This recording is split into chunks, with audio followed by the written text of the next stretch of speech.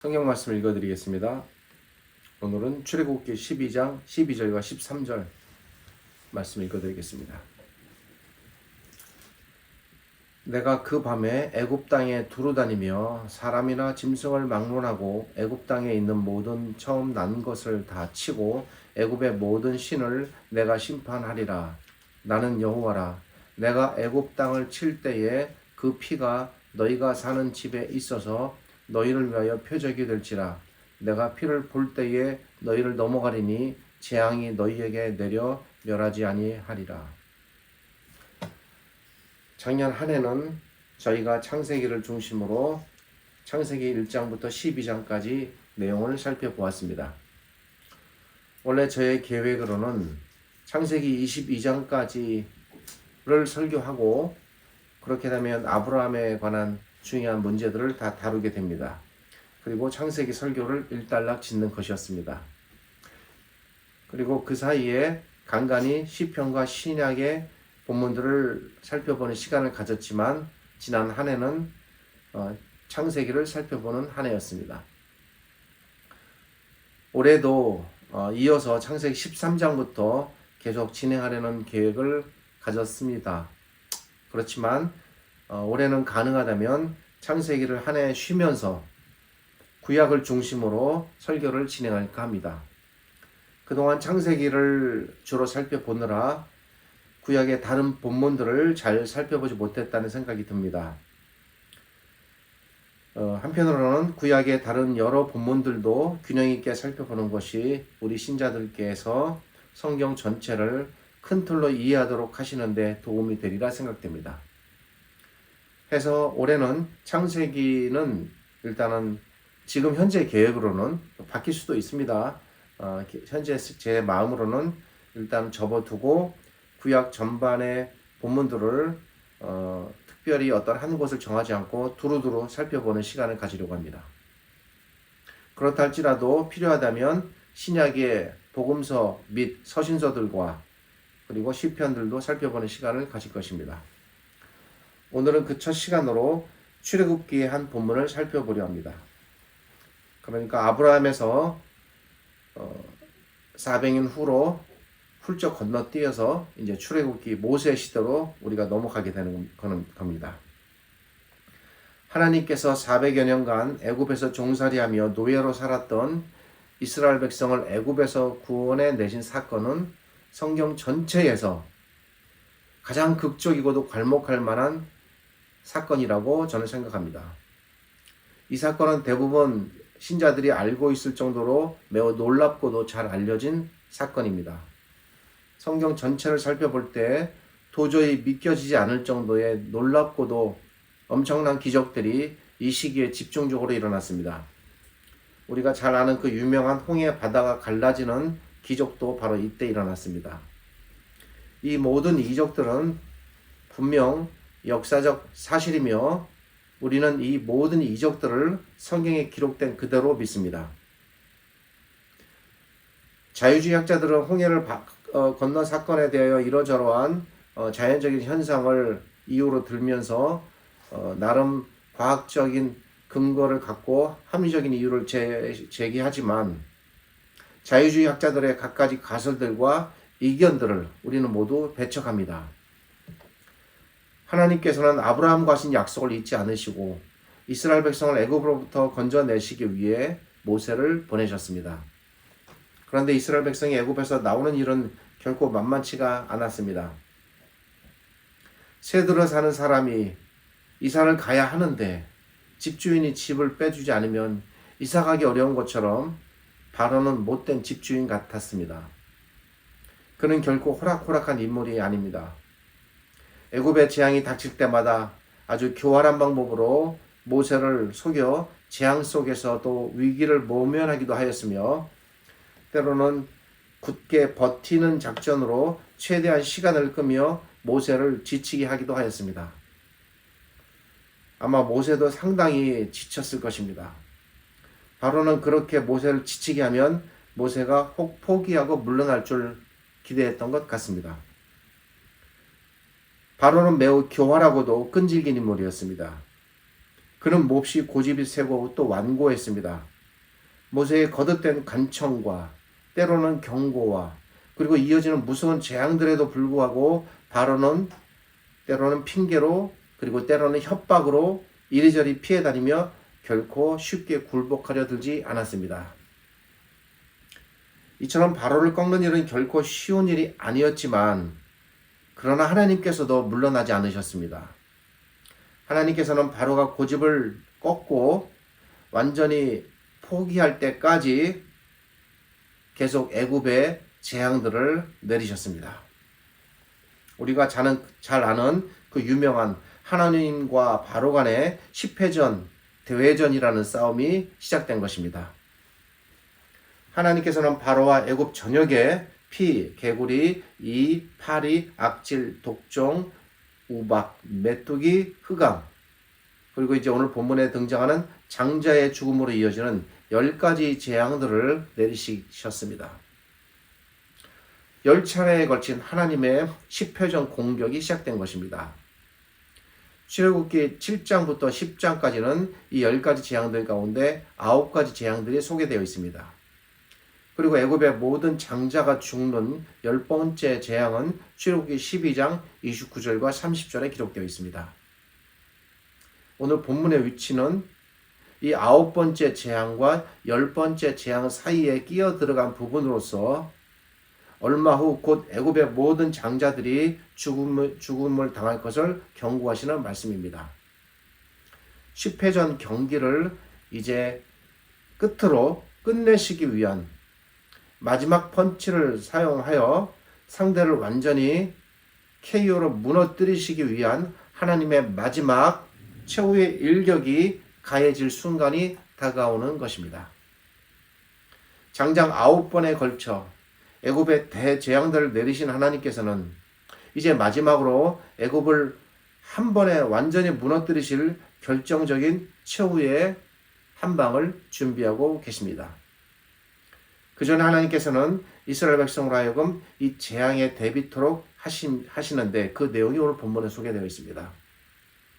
먼저 하나님께서는 11장 1절부터 3절에서 이스라엘 백성이 애굽에서 나오기 전에 모든 애굽 사람들에게 은금과 폐물을 구하라고 말씀하십니다. 하나님께서는 그들이 각기 애굽 사람들에게 구하면 애굽 사람들이 마음을 움직여 그들이 구하는 은금과 폐물들을 내주도록 하실 것이라고 말씀하십니다. 이 부분은 오늘 본문에는 들어가 있지 않고 앞에 11장 1절부터 3절에 기록된 내용입니다. 그런데 오늘 본문과 연관이 되는 부분입니다.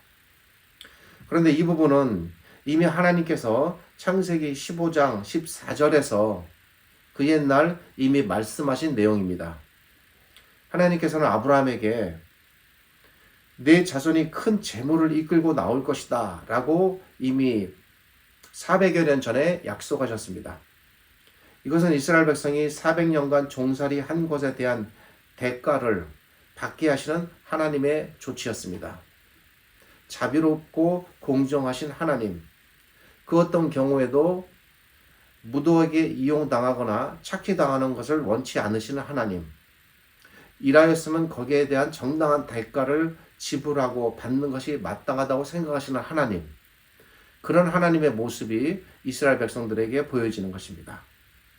400여 년 전에 아브라함에게 약속하신 대로 하나님께서 이제 출애굽이 임박한 상황에서 이스라엘 백성에게 재물을 얻을 수 있도록 그 약속을 지키십니다. 이 약속대로 하나님께서 애굽인들의 마음을 움직이시자 이스라엘 백성은 큰 거리낌이나 두려움 없이 각기 이웃 애굽인들로부터 큰 재물을 받아서 얻고 애굽을 나오게 됩니다. 이어서 하나님께서는 11장 4절부터 10절에서 어떻게 애굽의 장자들을 죽이실 것인지에 대해 말씀하십니다. 하나님께서는 애굽의 모든 장자들과 짐승들의 첫 새끼까지 죽이실 것이나 이스라엘 백성은 전혀 해를 당하지 않을 것이라고 말씀하십니다. 그리고 오늘 본문 바로 앞부분인 12장 1절부터 11절에서 하나님께서 이스라엘 백성에게 그들이 애굽에서 나오는 그날 밤에 해야 할 일에 대하여 말씀하십니다. 그러니까 제가 오늘 본문은 두 절로 짧게 잡았지만 이 본문의 배경이 되는 이야기들은 11장부터 진행되는 겁니다. 하나님께서는 이스라엘 백성에게 각 집마다 어린 양을 잡아 그 고기를 불에 구워 먹고 그리고 양을 잡을 때에 나온 피를 그 집의 문 양쪽 기둥과 문 윗부분에 바르라고 말씀하십니다. 12절은 이제 오늘 본문입니다. 이렇게 어린 양을 잡아 먹고 그 피를 문에 바르라고 말씀하신 내용에 이어지는 내용입니다. 먼저 12절은 하나님께서 모든 애굽 땅을 다니시며 애굽의 장자들을 치시되 사람뿐만 아니라 짐승까지도 처음 난 것은 모두 죽이실 것이다 라고 말씀하십니다. 그런데 하나님께서 이렇게 애굽의 모든 장자들을 죽이신다는 것이 그 당시에 어떤 의미를 갖는 것일까? 이 부분에 대해서 우리가 먼저 생각해 볼 필요가 있습니다. 하나님께서 애굽 사람들을 죽이실 때에 왜 하필 각 집의 장자들을 죽이셨는가? 둘째도 있을 것이고 셋째도 있을 것이고 각 집에서 아들 하나를 죽이실 수도 있으셨을 것입니다. 그런데 분명히 장자라고 못 박아 말씀하십니다. 여기에는 나름의 이유가 있습니다. 오늘날도 마찬가지겠지만 특히 고대 시대의 장자란 단순히 한 집안의 아들의 의미를 넘어서서 그런 의미에서 장자는 둘째나 셋째 아들과는 본질적으로 다른 그 어떤 의미를 가졌습니다. 장자란 아버지 다음으로 곧 아버지로 대표되는 것과 같은 중대한 존재입니다. 만약에 아버지가 존재하지 않는다면 장자가 곧 아버지의 위치를 갖게 됩니다. 아버지의 유업을 이어 집안을 이어가야 하는 대단히 중요한 위치였습니다. 곧 장자는 집안 전체를 대표하게 되는 것입니다. 이것이 구약의 규정을 통해서도 반영되는데 이러한 이유 때문에 하나님께서는 장자에게 재산을 분배할 때는 두 몫으로 주라고 말씀하셨습니다. 그만큼 져야 할 짐이 컸기 때문에 재산도 그렇게 분배토록 하신 것입니다. 장자는 구약시대에 이와 같이 집안 전체를 이어갈 중요한 인물이며 동시에 집안 전체를 대표하는 중대한 위치였습니다. 따라서 하나님께서 애굽의 장자를 죽이신다는 것은 단순히 한 집안의 한 아들을 죽이신다는 의미를 넘어서서 하나님께서 그 집안 전체를 멸하신다. 좀 거칠게 표현하면 몰살시킨다라는 의미가 들어있는 것입니다. 생각해 보십시오. 어떤 집안에 첫 아들이 죽었습니다. 그 집안이 갖는 좌절과 슬픔과 그 비통함은 얼마나 크겠습니까? 나아가서 하나님께서 애굽의 모든 장자들을 죽이셨다는 것은 곧 하나님께서 애굽인들 각 가정마다 가정이 전부 다 멸망당하고 다 몰살당한다면 그런 일들이 모든 애굽의 가정에 다 임하였다면 그것이 합쳐지는 의미는 대단히 컸을 것입니다. 그것은 곧 애굽 전체가 몰살당한 것과 같은 무게감과 의미를 지니게 되는 것입니다. 그러기에 이런 의미에서 애굽인들의 입장에서 볼 때 각 가정의 장자가 죽는다는 것은 첫째는 각 집안 가정이 몰살당하는 것이고 그런 것들이 애굽 전역에서 동시다발적으로 발생함으로써 애굽인들 전체가 애굽 민족 전체가 몰살당한 것 같은 매우 심각하고 중대한 의미로 그들에게 다가갔습니다. 이 사건이 있었기 때문에 이 사건 이후에 이스라엘 백성들이 이웃에게 재물을 구하였을 때 그들이 지체하지 않고 그들을 내보내는 것이 곧 자신들의 살 길이라고 생각해서 기꺼이 모든 재물을 털어서 각기 이스라엘 백성들에게 나눠줬던 것입니다. 자, 이것은 이제 애굽의 장자가 죽는 것이 애굽 사람들의 입장에서 바라본 하나의 그 문화 인습적 관점이고 그보다 더 중요한 의미가 이 안에 담겨 있습니다. 또 한 가지는 하나님께서 이렇게 애굽의 장자들을 죽이신 중대한 목적이 또 하나 있습니다. 우리나라의 역사를 살펴보면 알겠습니다만 옛날로 올라갈수록 국가 내에서 신이라는 것이 그 나라 안에서 갖는 위치는 중요하게 대두됩니다. 아주 고대 사회로 올라갈수록 신이 곧 정치고 그리고 종교가 곧 왕권과 깊이 연관되어 있음을 알 수 있습니다. 아주 옛날에는 그래서 전쟁을 시작할 때에 반드시 신의 뜻을 물었고 뿐만 아니라 국가의 모든 중대사 역시 신의 결정에 따라 움직였고 그래서 그 신을 섬기거나 신에 의하여 신탁을 말하는 사람들이 그 나라 안에서 중대한 위치를 가졌습니다. 이러한 예들이 구약성경 안에 아주 많이 등장합니다. 그리고 국가의 자연재해와 같은 큰 재앙이 닥쳐오면 왕과 백성들은 그것이 신으로부터 내린 어떤 저주와 같다라는 생각도 있었기 때문에 그와 연관된 신을 또 섬기고 그 신 앞에 나아가는 일들이 구약에도 등장합니다. 이런 일들이 고대 사회로 올라갈수록 점점 심해졌습니다.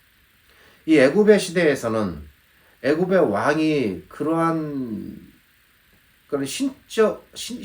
신적 사회 중심으로 사회가 돌아가는데 애굽의 왕이 바로 곧 신으로 여겨질 정도로 왕과 신은 대등한 위치의 존재로 취급받았고 그리고 애굽의 왕이 곧 신의 아들로 여김을 받았습니다. 이렇게 국가의 모든 일들을 절대적으로 신이 지배하던 시대에 그리고 왕조차도 곧 신으로 여겨지고 왕이 신의 뜻을 받들어 나라를 이끌어가는 그러한 시대에 하나님께서 애굽의 모든 장자들을 죽이시는 일이 어떤 의미를 가졌을까? 그러니까 신의 관점으로 생각해 보는 겁니다.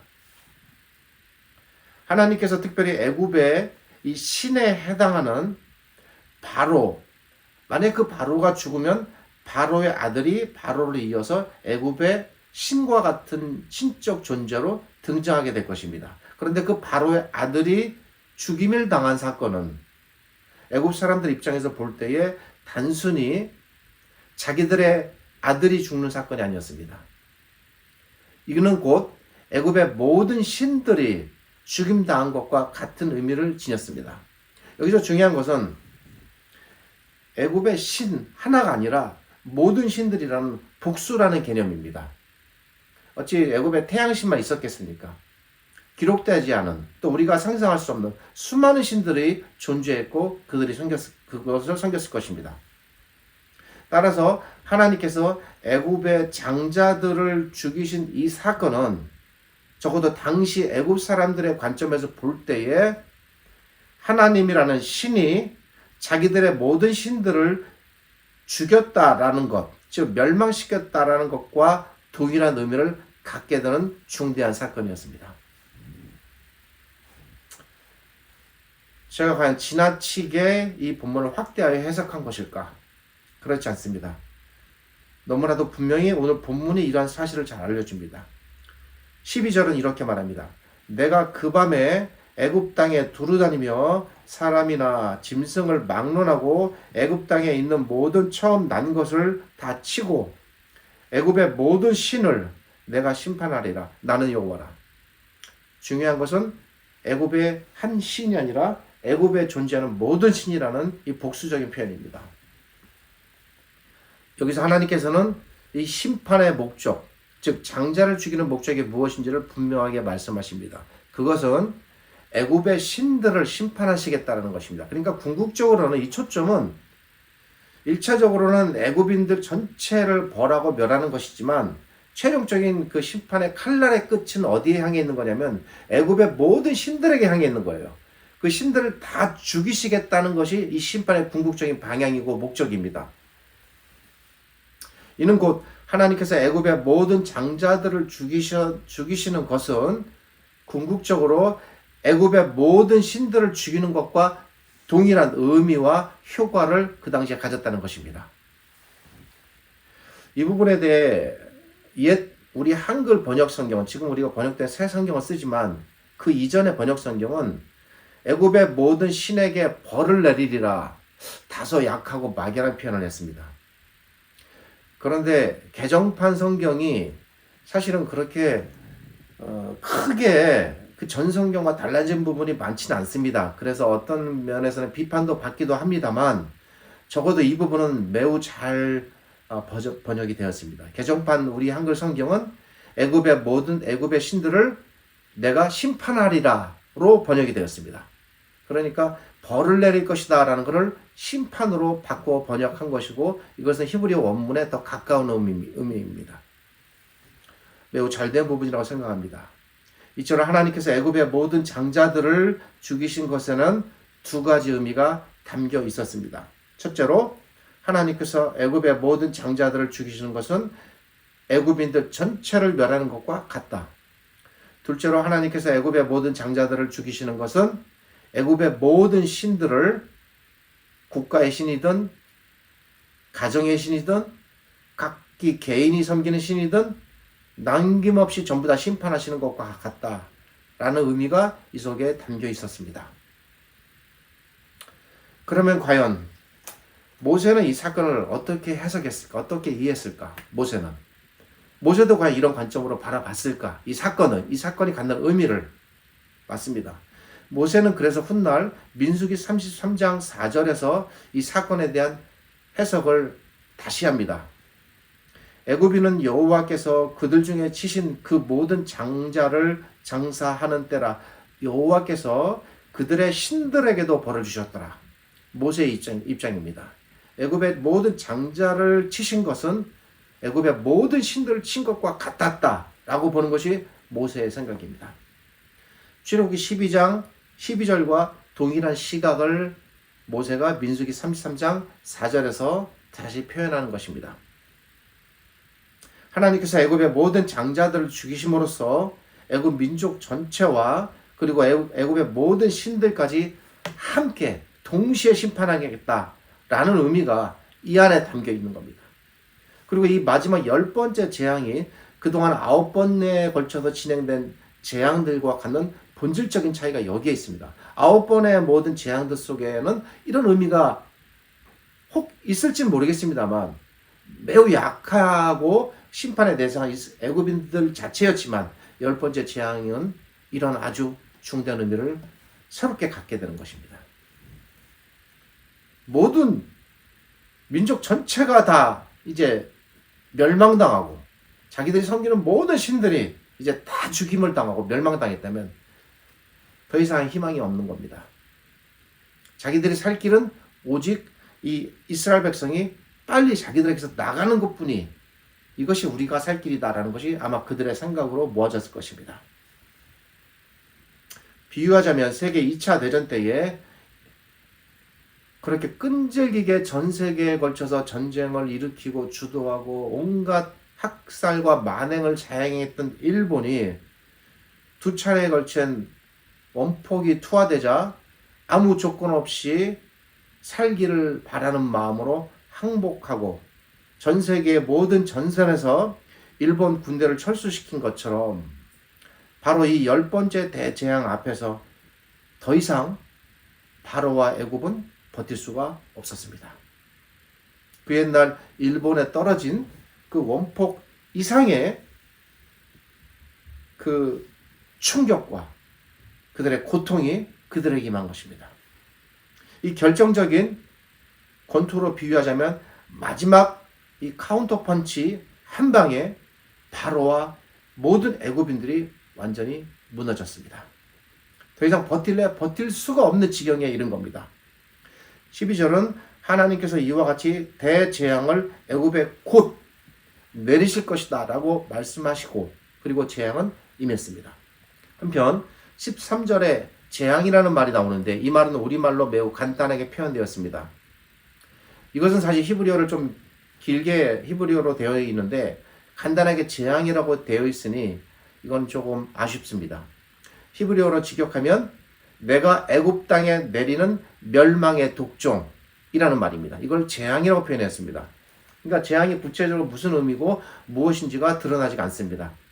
애굽 땅에 내리는 멸망의 독종이라는 표현입니다.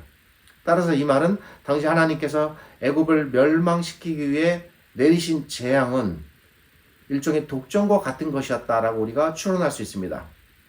하나님께서 독종과 같은 빠르고도 극심한 질병을 애굽 전역에 내려 장자를 죽이셨다는 것을 알 수 있습니다. 이어서 13절에 새로운 내용이 등장합니다. 하나님께서는 애굽에 대재앙이 내려지기 전에 먼저 이스라엘 백성에게 해야 할 일을 알려주십니다. 오늘 이 부분이 우리가 생각해 볼 부분입니다.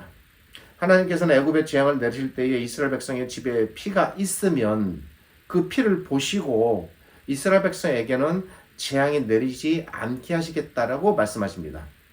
그리고 그 구체적인 방법이 오늘 본문 앞부분에 이미 다 충분히 설명이 되었습니다. 여기서 피가 있다라는 말은 이미 앞에 기록된 7절을 근거로 생각해 볼 때 문 양쪽 기둥과 윗부분에 칠해진 어린 양의 피를 의미합니다. 그런데 하나님께서 이스라엘 백성에게 재앙을 피하라고 말씀하시는 이 내용은 앞서 내리신 9가지 재앙들과 비교해 볼 때 분명 어떤 차이가 존재합니다. 그것은 첫째, 하나님께서 그동안 애굽에 내리신 9가지 재앙들 속에서는 이스라엘 백성들이 그 재앙을 피하도록 해야 하는 어떤 행동도 규정되지 않았고 말씀도 없으셨습니다. 일방적으로 하나님께서 그들에게 재앙을 내리지 않는 선에서 재앙이 차별적으로 가해졌습니다. 그런데 하나님께서는 애굽의 장자를 죽이시는 이 10번째 재앙에 대해서는 이스라엘 백성에게 반드시 집 문에 피를 발라 두어야 한다. 그래야지만 그 집안의 아들이 장자가 죽지 않을 것이다 라는 분명하고도 엄격한 규정을 말씀하십니다. 이 부분이 차이점입니다. 왜 이렇게 하셨을까? 하나님께서는 피를 바른 집만 죽임을 면하게 될 것이다 라고 말씀하십니다. 말씀드린 9번의 재앙들에서는 이스라엘 백성들이 준비해야 할 것이 없었는데 유독 이 10번째 재앙에서는 그들이 이 재앙을 피하기 위한 준비가 필요했다는 것입니다. 또 한 가지 생각해 보아야 할 것은 13절에 기록된 내가 피를 볼 때에 너희를 넘어가리니 라는 이 동작의 표현입니다. 여기서 넘어간다는 말은 말 그대로 지나간다는 말입니다. 따라서 이 말은 하나님께서 애굽에 있는 각 집들의 재앙을 내리실 때에 피가 칠해져 있는 집을 보면 그 피를 보고, 이거는 문자 그대로 해석할 수 있습니다. 그 피를 보고 그 집에는 재앙을 내리지 않고 그냥 지나가겠다라는 말인데 이 부분을 생각해 볼 필요가 있습니다. 13절은 이스라엘 백성의 각 집에 피를 바르면 이것이 하나의 표식이 되어 하나님께서 이 표식을, 눈에 보이는 물리적인 표식을 보고 그 집에 재앙을 내리시지 않는다라는 말씀입니다. 그런데 이 표식이 방금 제가 말씀드린 대로 하나님께서 각 집에 재앙을 내리실 때에 그 집에 사는 사람이 이스라엘 백성인지 아니면 애굽 사람인지를 잘 구별하시기가 어려우시기 때문에 분명하고 쉽게 구별하기 위하여, 빠르게 구별하기 위하여 각 집마다 피의 표식을 해두라는 말씀으로 우리가 이해해도 좋을까라는 것입니다. 만약 이렇게 이해한다면 하나님께서 이 피의 붉은 표식을 보아야만 그 집 사람이 애굽 사람인지 아니면 이스라엘 백성인지를 분명하게 구별하실 수 있었다라는 말이 됩니다. 우리는 지금까지 성경을 우리가 그러니까 좀 어떤 면에서 깊이 생각하지 않고 그냥 대충대충 읽다 보니까 우리 안에 들어온 어떤 편견과 생각들을 잘 생각하지 못하고 그대로 받아들이는 경향이 있습니다. 아마 이런 오해가 생기셨지 않았을까 생각이 됩니다. 이 피의 표식은 하나님께서 그 집 사람들이 누구인지를 식별하기 위하여 명하신 표식이 아닙니다. 이렇게 생각하시면 안 됩니다. 하나님께서는 분명히 말씀드릴 건데 아무런 표식이 없어도 그 안에 사는 사람이 누구인지, 그 집에 가족이 몇인지, 심지어 짐승이 몇 마리인지까지도 모두 다 훤히 아시는 분입니다. 얼마든지 표식과 상관없이 아주 제한적으로 선택적으로 애굽인들만 치실 수 있습니다. 그렇다면 하나님께서는 이런 피의 표식 없이 이스라엘 백성에게 재앙을 피해 가실 수 있는데도 불구하고 왜 피를 발라두라고 명령하셨을까? 여기에 의미가 있는 것입니다. 이스라엘 백성은 집에 피를 발라둠으로써 자기들이 죽음에서 건짐을 받게 되었다는 사실을 아마 뒤늦게 나중에 깨닫게 될 것입니다. 그리고 이스라엘 백성은 문에 피를 발라둠으로써 단순히 죽음에서 건짐을 받았을 뿐 아니라 그 이면에 담겨있는 중요한 어떤 사실 하나를 그들이 깨달아야 했습니다. 이것은 그들이 이제 애굽에서 나와서 광야 생활을 진행하게 되고, 그리고 광야에서 하나님을 계속 섬기며 나아가야 하는 그들의 삶의 태도와 삶의 방식과도 매우 민첩하게 연관되어 있는 부분입니다. 근데 이 부분이 계속 문제가 되고 계속 깨집니다. 그래서 처음부터 하나님께서 이 부분을 가르치시려는 겁니다. 지금 이와 같은 원리의 사건이 나타나는 것이 만나 사건입니다. 하나님께서는 이스라엘 백성의 집에 피를 발라두게 하심으로써 하나님께서 스스로 선택적으로 이스라엘을 살리고 애굽을 멸할 수 있지만 중요한 교훈을 그들에게 가르치는 겁니다. 그것은 아무리 너희가 나의 백성이라, 이스라엘 백성이라, 언약의 백성이라, 선택된 백성이라 할지라도 너희가 나의 말을 거역한다면 궁극적으로 죽임을 당할 것이다 라는 거예요. 이 부분이 대단히 중요합니다. 이것은 매우 단순하지만 중요한 가르침입니다. 근데 우리가 잘 알듯이 이스라엘 백성들의 광야에서의 삶이 어땠습니까? 이 부분이 계속 문제가 되는 겁니다. 계속 무너지고 계속 부딪히는 겁니다. 어쩌면 그걸 예견하셨기에 하나님께서 출애굽 직전에 이런 원리를 가르치려고 하셨는지 모르겠습니다. 너희가 이스라엘 백성이고 아브라함의 후손이라 할지라도 나의 명령을 따르지 않고 내 말을 거역한다면 너희도 애굽인과 똑같이 죽임 당할 대상이다라는 것이 하나님의 입장입니다. 하나님께서 지금 이 사실을 이스라엘 백성으로 하여금 깨닫게 하시는 것입니다. 일종의 가설인데 이 부분은 성경이 말하지 않으니까 그냥 제가 가설로만 얘기합니다. 만약에 애굽인들 중에 피를 발랐다면 그 가정은 살았을 것입니다. 만약에 이스라엘 백성이라 할지라도 하나님의 말씀을 우습게 알고 그 옛날 장대에 달린 노뼈를 바라보라고 했는데 안 바라보고 죽은 것처럼 하나님의 말씀이 뭐 실제로 피 바른다고 살겠어? 라고 생각해서 피를 바르지 않은 이스라엘 백성 가족이 있다면 그 가정은 죽임을 당했을 것입니다. 무엇입니까? 철저하게 살고 죽는 것은 출신이나 민족이 아니라 하나님의 말씀에 의해서 움직여진다는 거예요. 그걸 가르치는 겁니다. 그러기에 피에 표식을 해두라는 이 명령은 궁극적으로 하나님께서 이스라엘 백성들을 식별하기 위한 표식이 아닙니다. 이 표식은 얼마든지 내가 너희를 표식 없이 피하여 재앙을 낼 수 있지만 나는 표식을 따라 너희를 판단할 것이다 라는 거예요. 피의 표식의 목적은 매우 분명합니다. 그것은 그 누구도 설령 그가 이스라엘 백성이라 할지라도 나를 거역하는 자는 살지 못하리라.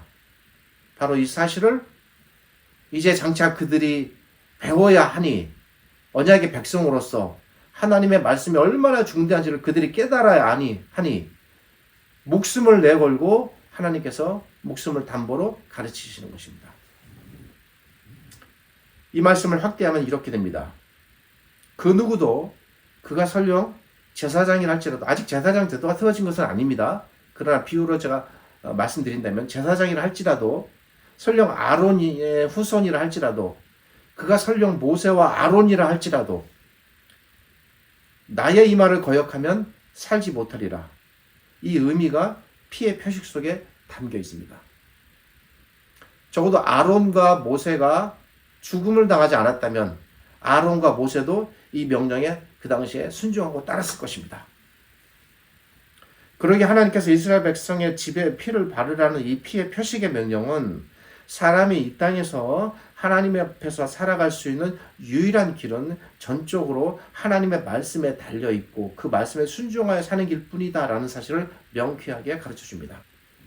하나님께서는 이 교훈을 피를 뿌리는 순종의 행위와 다소 혐오스럽고 무섭기도 하겠습니다만 그리고 이것과 연관되는 장자의 죽음이라는 이 두 가지 사건을 통해 이스라엘 백성의 가슴 속에 새겨 넣는 것입니다. 하나님께서 이렇게 선열히 낭자하게 피를 뿌리는 참으로 두렵기도 한 이 일을 통해 무섭고도 엄중하게 교훈하셨건만 그들은 이러한 하나님의 교훈을 제대로 받아들이거나 습득하지 못했습니다. 광야에서 사사건건 거의 전 기간 동안 하나님의 명령에 토를 달고 이의를 제기하고 거역으로 나아갔습니다. 어떤 중대한 기로의 선택에 놓여 있을 때에 지금까지 자신들이 생각했던 것과 경험에 의지하여 하나님의 말씀을 판단했고 자신들의 경험과 하나님의 말씀 사이에서 늘 방황했습니다. 그리고 궁극적으로는 자신들의 생각의 길을 따라갔고 그 결과는 늘 파멸이었습니다. 그들은 언제나 그리고 늘 항상 눈에 보이지 않는 하나님보다 눈에 보이는 것을 더 선호했고 하나님께 대한 신의와 충성 대신 하나님께 대한 배반과 불신과 반역의 길을 선택했습니다. 그 결과 오늘 본문 13절이 말하는 것과 같이 애굽의 모든 장자들이 피의 표식을 거역하여 죽임을 당하는 것과 같이 이 당시에는 그들이 피를 발라두어 살아났을지 모르겠지만 그럼에도 불구하고 그 교훈을 그들이 그렇게 살아났음에도 불구하고 그 교훈을 그들이 습득하지 못했다는 거예요. 이 부분이 굉장히 아이러니한 사실입니다. 결국 그들은 죽임당하고 비참한 비운을 맞게 됩니다. 우리가 가는 이 신앙의 길, 믿음의 길은 심오하고 신비롭고 때로 어렵고 난해합니다만 분명히 그렇습니다. 그러나 그럼에도 불구하고 한편으로는 매우 단순합니다. 우리가 성경의 지식과 가르침을 배움에 있어서는 저 스스로가 느끼듯 너무나도 심오하고 난해하고 어려워 아무리 성경을 탐구하고 읽고 깨달아도 도무지 그 시작과 끝이 어딘지 제가 알 수 없듯 우리가 알 수 없지만 그럼에도 불구하고 우리의 삶은 단순해져야 합니다. 우리의 삶은 아주 단순할 필요가 있습니다. 그 단순함은 곧 순수함을 의미하게 됩니다. 그것은 오직 하나님의 말씀에 순종하는 것만이 우리가 살 유일한 길이다 라는 것을 받아들이고 사는 것입니다. 그래서 우리가 살아가면서 이것과 부딪히는 부분이 있을 때 우리가 그때는 고민하고 생각하고 판단해야 됩니다. 단순한 순종, 단순한 삶, 단순한 선택, 단순한 믿음으로 표현되는 순수한 믿음. 이것이 하나님께서 우리에게 요구하시는 믿음과 삶이 아닐까 생각됩니다. 구약시대에 하나님께서 자신의 말씀에 순종하여 문에 피를 바른 자는 살리시고 그렇지 않은 자는 죽이신 것처럼 신약시대엔 오늘날 하나님께서는 자신의 말씀에 순종하여 예수님을 믿는 자는 살리시고 그렇지 않은 자는 죽이십니다. 구약시대에 하나님의 말씀에 순종하여 문에 피를 바르는 것만이 유일한 살 길이었듯 오늘날 유일한 살 길은 오직 그리스도께 달려있으며 하나님의 말씀에 달려있습니다. 하나님을 믿지 않는 자가 살 길은 오직 하나님의 말씀을 알고 순종하여 사는 것이고 하나님을 믿는 자가 또 살 길 또한 여전히 계속 하나님의 말씀에 계속하여 순종하여 사는 것뿐입니다. 우리 신자들에게 하나님의 말씀에 전적으로 순종하여 살아가는 것, 이 길 외에 하나님께서 제시한 다른 살 길은 없습니다. 이 땅에서 교회가 튼튼해지고 하나님의 나라가 강건해지고 그리고 사람이 사람다워지고 교회가 교회되어지는 유일한 길. 이 땅에서 사람도 회복되고 자연도 회복되고 그래서 사람과 사람과 자연이 모두 다 함께 회복되어 어울려 살아갈 수 있는 이 아름다운 길. 그 길은 오직 하나님의 말씀에 회복되고 서는 길입니다. 우리가 살아갈 모든 길과 모든 신비한 세계가 모두 이 한 권의 책 안에 담겨 있습니다. 이 하나님의 말씀을 부지런히 배우고 실천하는 자는 살찌고 건강하게 될 것이나 이 일을 소홀히 하는 사람은 마르고 병들고 시들게 될 것입니다. 우리가 이 땅에서 진정으로 기쁘고 감사하게 그리고 모든 근심과 두려움과 우울감을 떨쳐버리고 가슴 활짝 펴고 유쾌하게 살아갈 유일한 길이 오직 이 하나님의 말씀 안에 담겨 있습니다. 행위가 온전하여 여호와의 율법을 따라 행하는 자들은 복이 있으며 여호와의 증거들을 지키고 전심으로 여호와를 구하는 자는 복이 있도다. 시편의 말씀입니다. 기도하겠습니다. 오늘 이 말씀을 통해서 우리 신자들이 살아갈 유일한 길이 무엇인가를 분명하게 알려주시고 깨닫게 하시는 하나님께 감사를 드립니다. 그 옛날의 사건을 통하여 우리가 교훈을 얻게 하시고 이로써 우리는 오직 하나님의 말씀을 통해서만 살 수 있고 앞으로 살아가야 한다라는 이 명쾌하고도 분명한 진리를 우리 마음에 잘 새기게 하여 주옵소서. 지금 우리 주님 예수 그리스도의 은혜와 저희를 지극히 사랑하시는 아버지 하나님의 크신 사랑과 오늘 이 말씀으로 우리에게 다가오셔서 우리를 하나님의 말씀으로 이끄시고 이 말씀을 통해서 우리를 살리시고 생명을 붙드시며 우리를 이끌어 가시는 성령 하나님의 함께 하심이 늘 하나님의 말씀을 곁에 두고 가까이 하며 읽고 따르고 순종하기를 기뻐하는 우리 하나님의 모든 신자들에게 하나님의 위로와 은혜와 복이 가득하고 넘쳐나기를 우리 주님 예수 그리스도의 이름으로 축복하며 기도드립니다.